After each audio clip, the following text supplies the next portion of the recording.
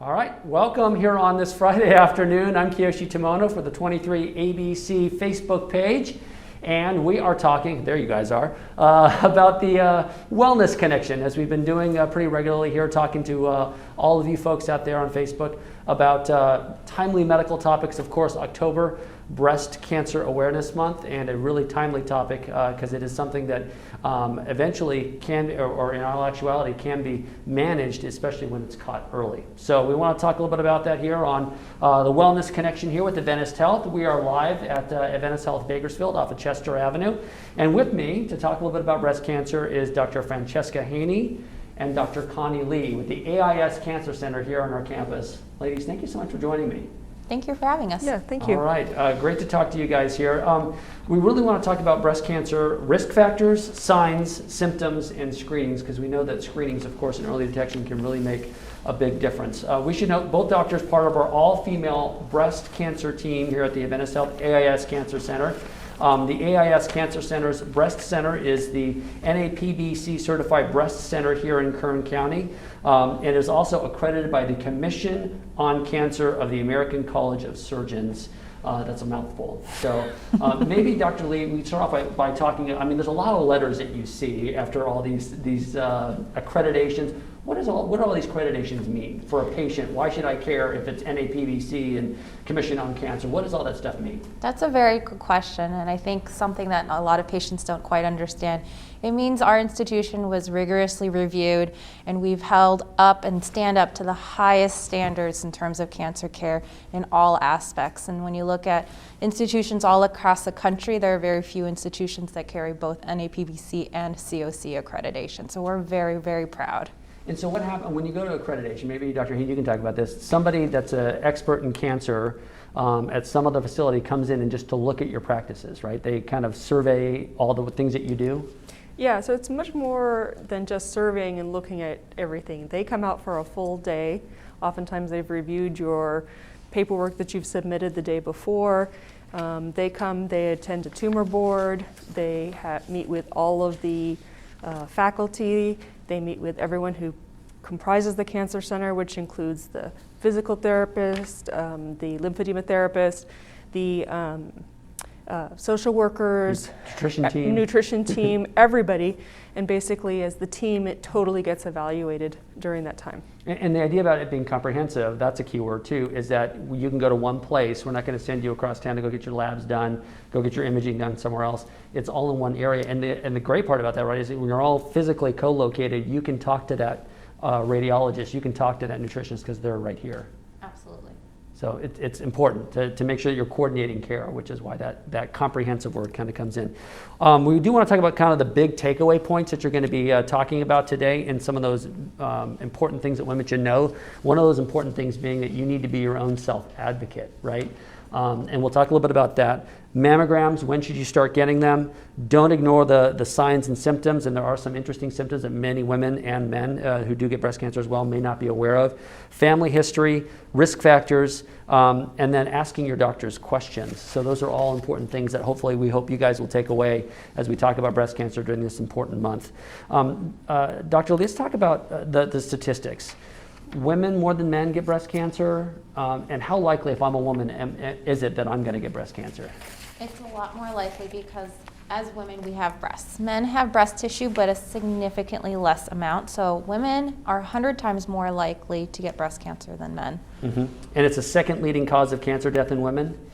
Correct. Yes. The first leading is lung cancer, and second leading cause of death in women is breast cancer. So can we talk a little bit about men? What are my chances if I'm a man of getting breast cancer? And I know we talk about heart attack and stroke, and women experience breast cancer, or heart attack and stroke, especially heart attack, I should say. It's different, the symptoms in men and women. Is it similar in men and women? It's similar in men. Your chances of getting breast cancer are about 1%.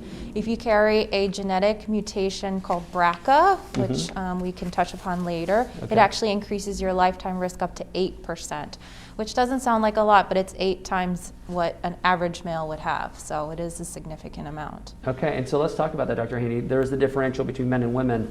What is it that puts a higher risk factor when we're talking about risk factors in general that women have a higher risk? Is it the hormones that are involved? No, it's the volume of the breast tissue. Okay. And so being a woman it's 100 times more common in women than it is in men. What are some of the other risk factors? Age is one of them, I understand. Age, when you had your first child, when you started your period, or weight plays a difference, if there's a family history as well. So there's a number of factors that kind of all play in together. And I'm reading this 3 to 4-fold increased risk for a new breast cancer in the other breast, and different from reoccurrence. What does that mean? Recurrence is a return of the original Of the cancer? same cancer. So if you've had cancer once before, breast cancer once before, you're at a higher risk for developing breast cancer again. So people should be aware of that they have to continue to be monitored. Okay, and some of the other risk factors, breast cell changes, atypical ductal hyperplasia or atypical lobular hyperplasia, I think I'm saying these right, diagnosed on biopsies. What is that, Dr. Haney? So atypical ductal hyperplasia is a change in the cells. It's considered to be like a precursor or a non-invasive type of a precursor to breast cancer. So we know that those are risk factors. When people studied those, they saw that people had a 4 to 5 time increased risk in their life of a developing breast cancer. If you have LCIS, you're at a 7 to 11 time increased risk in your life of developing breast cancer. So we treat these at risk lesions, just the same way that women who would have high cholesterol at more risk for having a heart attack or a stroke, women who have ADH are more likely to have breast cancer. And how would a woman know that? Is that something that would typically be screened like by a primary care doctor? It's a core biopsy. So if you have something abnormal in your mammogram or your ultrasound, and it's a biopsy, found on biopsy. Okay. DES, diethyl stilbestrol, is that right? Given to pregnant women between 1940 and 1971 to avoid miscarriage. So if you were given that medication? So if you're the child of someone who was given that medication, that you have an increased risk, along with certain other cancers. All right. It's rarely given these days. Rarely given. Radiation therapy to the chest, though, if you had some other kind of treatment for cancer, Hodgkin's lymphoma, younger women, you might also have the Yes, same thing. You have a higher risk. Okay, so let's talk about breast density, Dr. Lee. 1.2 to 2 times increased risk rather than average density. So the density of the tissue, is that, how would you know as a woman whether you have dense breast tissue, and is it something you can't control? So absolutely, it's not something that you can control, and how one finds out actually after 2015, your radiologists on your mammogram report by law are required and mandated to tell you on your mammogram report. So it'll give you an A, a B, or a 1, or 2, or 3, or 4, and that's how we categorize, or if it's mostly dense, slightly dense, they use specific terminology to tell you how dense your breast tissue actually is. Okay, and why is it a higher risk for breast cancer?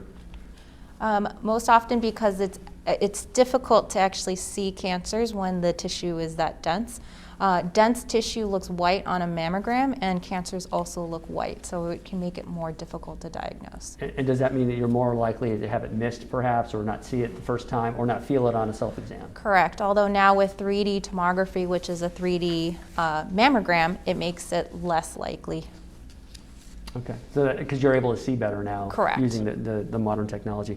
Family history of breast cancer. How big of a factor, Dr. Haney, does that really play a role in breast cancer development? So if you have a first-degree relative such as mom, siblings, or daughters that have breast cancer, then it doubles the risk for an individual. If you have 2 first-degree relatives, then it increases your risk 3-fold. So it does play a large part of the risk calculation for a patient. Extended families such as cousins and aunts may play a role, particularly depending on how many female relatives you have. But it's important to know that most people who get breast cancer don't have a family history. So you can't think just because it doesn't run in my family, I'm not going to get it. You still have to be, getting your mammograms and doing your self-breast exams. Okay, and genetic mutations. I mean, cancer has a very strong genetic component, but the BRCA or BRCA gene, as you're talking about, is a strong indicator. Tell me more about that. Why is that? What's going on with the genetics that leads to the breast cancer development? So with the genetics, we now test for 28 genes that are linked to breast cancer, and they're all involved in your DNA repair or how your body basically heals itself. It has many different mechanisms, and when those genes are mutated, they predispose you to developing cancers, not only breast cancers, but cancers in other parts of your body. So the BRCA1 is the breast cancer specific gene that a lot of people have heard about. If you have a mutation, it can increase your risk up to 80%, and that's why it's the one that's most widely publicized and talked about. But there are plenty of other genes that are also linked to breast cancer. Just like Dr. Haney was saying, only 5 to 10% of breast cancer patients are actually diagnosed currently with a genetic mutation. So just because you don't have a family history does not mean you can't get breast cancer. And the converse, is that also true? I know that there's a lot of discussion about people who have a family history are BRCA BRCA positive. Does it necessarily mean you will get cancer down the road, right? No, it does not mean they will get cancer. It just means they have an increased likelihood of getting it. So we screen them more rigorously than the average patient who doesn't have the same high-risk family history. So what can you do? These are the things you can't modify, your genes and genetic mutations, but being an advocate. So Dr. Haney, I guess we can't stress this enough. How do you have that conversation? If you're a patient, how do you have that conversation as a woman or a man to talk to your doctor, your OBGYN? What should you be telling your primary care doctor? Well, I think it's important that you share your family history, and family history is fluid. One of the biggest things is that, people are diagnosed with breast cancer at different times. So when you originally see your physician, there may have been nobody who had breast cancer, and then slowly, over time, somebody has developed breast cancer or ovarian cancer, and you want to make sure that that's updated in your personal family history, and that way you would qualify for testing. In the same way, you need to make sure that you talk to your doctor about any changes that you've noticed in your breast, excuse me, such as skin changes, nipple discharge, lumps and bumps that are there that persist and don't go away. You really have to be, again, that advocate for your healthcare. Do primary care offices do a lot of things like genetic screening and testing, or is that something you have to come to a cancer center for? Actually, certain primary doctors do genetic screening. It's become more widely available. We do recommend patients. It's different than the 23andMe and some of the other at-home testing that you do. That science is different than the true genetic testing that's done through other companies. Some primary care offices do. We at AIS have a genetic counseling nurse who sits down with a patient, gets your family history, does the pedigree, talks to patients about what it means to be tested, and if you come back positive, what does that mean for your care? So it's kind of nice to have somebody who's able to explain that test, and then of course refer you to the appropriate specialists if you're positive.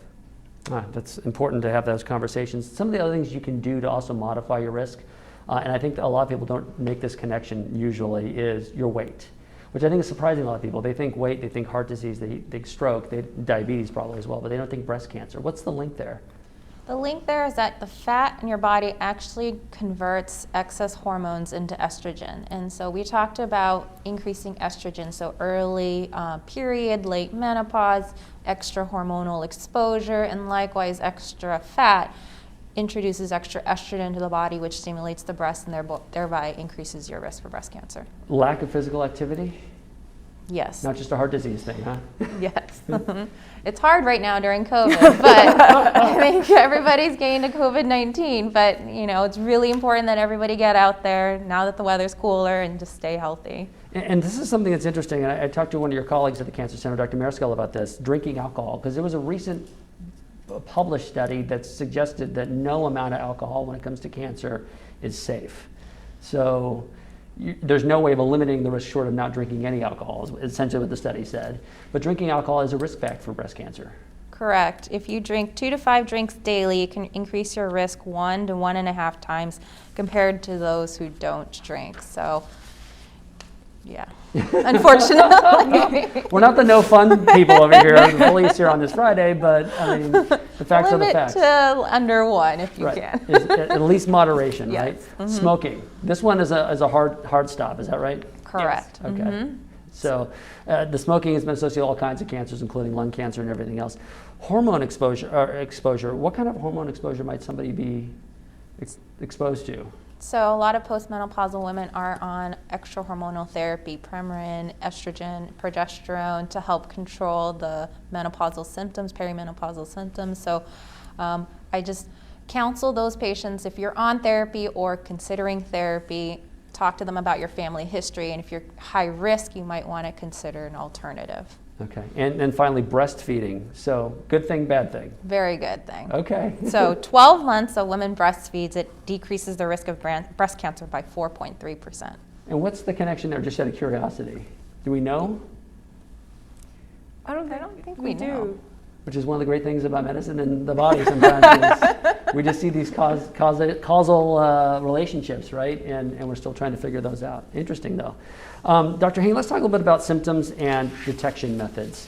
Because I know that people commonly, we talked about the self-exam, there's that typical, I feel a lump, but there's other things and unusual symptoms that women may experience that they may not link with breast cancer.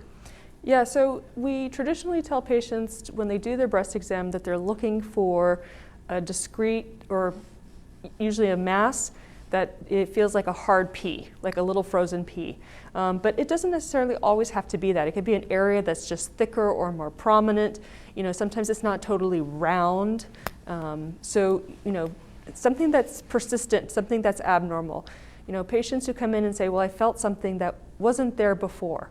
It's changed, or it's gotten bigger. That means that patients are paying attention to their body and they're noting if there's a change, and they're most aware of those things. In addition, if there's any skin changes to the breast, especially if there's any redness or like what's called peau d'orange, which is like an orange peel to the breast skin, if you have thickening of the breast skin, nipple discharge or retraction of the nipple, those are also things to look for. And what about sores? I'd heard about that too as well. Like, is that usually advanced disease, or is that also a potential sign? Well, on the nipple, there is a particular entity called Paget's disease. So there is like a sore that happens on the nipple and it doesn't heal. So that's traditionally where there's sores. Other people have like a lump where they think they have an infection, which is like a bump, and I say, oh, it's like probably a pimple or an abscess. And unfortunately, a percentage of those actually do turn out to be cancers. So what I'm hearing you say is you know your body best, and it goes back to being an advocate, right? Is if it doesn't feel right, don't ignore it. Go and try and catch it early. If it looks abnormal or something that's different or changing, you should just at least ask about it. I agree. Yes, right. Exactly. And the only way you're really going to find this is by looking for it, which is why you recommend the breast self-exam. So Dr. Lee, we have a graphic here that we can show, but what exactly is a woman? I know Dr. Haney talked about the frozen pea, but is there anything else they should be looking for or feeling for? So I tell my patients to do their self-breast exams at the same time every month, because if they're premenopausal, they have hormonal fluctuations. Their breast tissue can sometimes swell with those hormonal fluctuations, so it can feel different in different parts of the month. So, and I tell them to be very systematic. So as you can see on the diagram, there's multiple ways where you can palpate all parts of your breast, but you basically want to feel all the parts, don't miss any part, and just make sure you get a good understanding as to what your baseline anatomy is. That way you can note any changes. Lying down, standing up, does it matter? We recommend both, actually. Okay. And that's just because sometimes you can't feel something. Sometimes when you're laying down, things can hide, and when you're standing up, it's like sometimes different, right? Correct. The way everything's sitting. And we also tell patients they can look at themselves in the mirror, because sometimes it's hard to appreciate changes such as dimpling of the skin from up above. Okay. And again, we're live here on the 23 ABC Facebook page. So if you have questions, we are monitoring the Facebook page. So feel free to comment here, and we'll try and ask some questions directly here of our experts as we go live here on this Friday afternoon. So Dr. Haney, screening tests. Mammograms, ultrasounds, MRIs, biopsy. Is that the order in which you guys do things, or what should I expect if I'm potentially getting screened?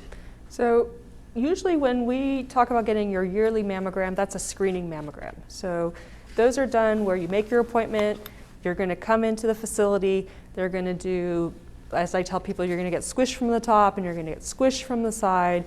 And then somebody says, have a good year, and then sends you on your merry way. It takes literally probably less than 15 minutes to do. The compression lasts for only a few seconds, and then you're completed.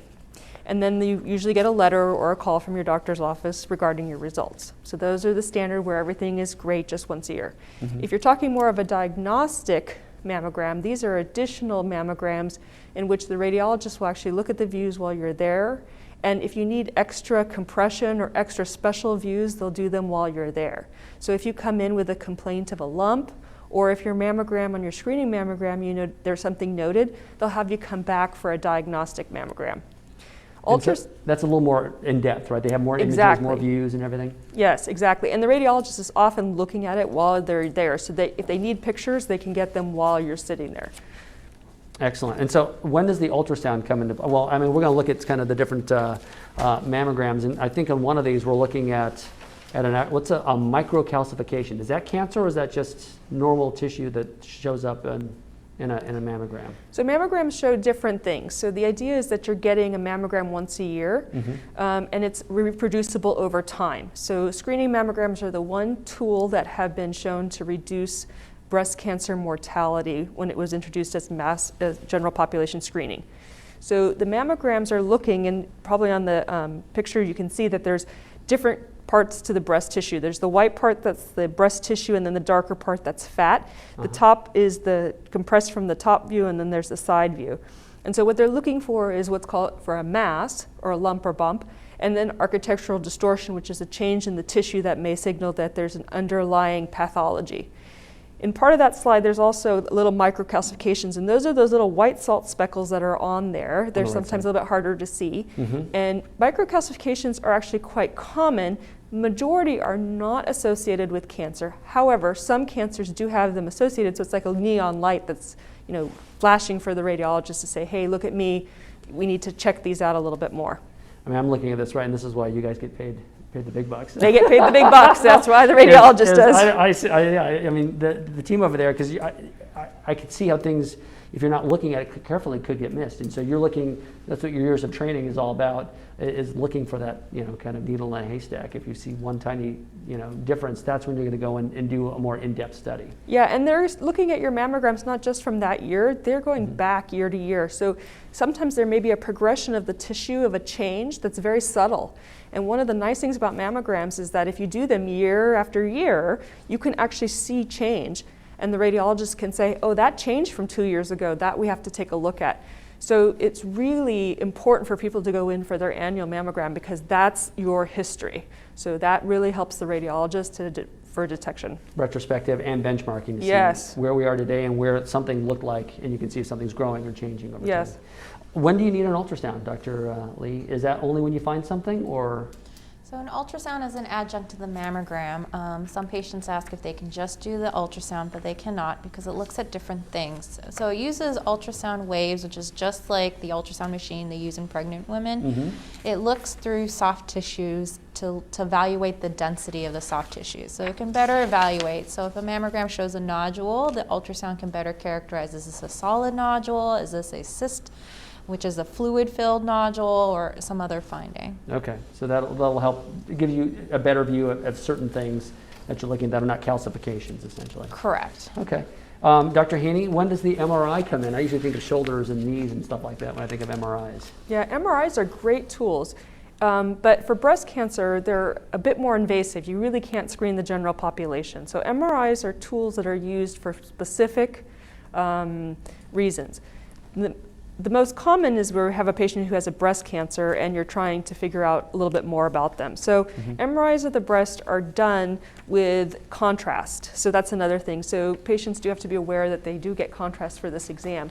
And there are two parts to the MRI of the breast. They're looking at the topography or the texture of the breast plus the blood flow pattern.